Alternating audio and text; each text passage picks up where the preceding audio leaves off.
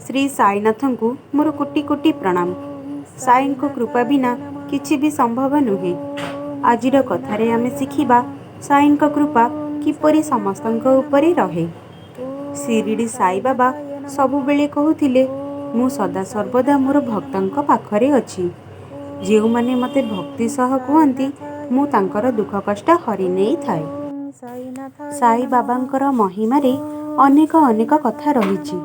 केही रोगी, केही दरिद्र, केही बड़ समस्या थिले, किंतु जेतेबेले सेमाने साईଙ୍କ नाम नियंती साई निजे आसी तांको साहाय्य करिथांती। साई बाबांको कृपारे जेउठी दुख थाए सेठी आनंद आसे, जेउठी अंधकार रहे सेठी आलोक आसे, जेउठी भय रहे सेठी साहस जन्म नहीं थाए।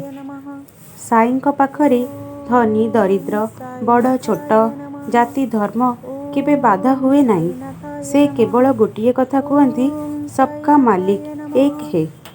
साईଙ୍କୁ जेमिति केही प्रार्थना करिबे सेई भଳି भावरे फल पाइबे।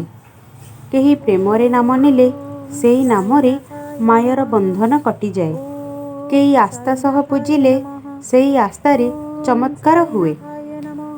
साईଙ୍କ कृपारे दुखी सुखी हुए, रोगी स्वस्थ हुए, भक्तଙ୍କ जीवन आशीर्वादरे पूर्ण होई जाए।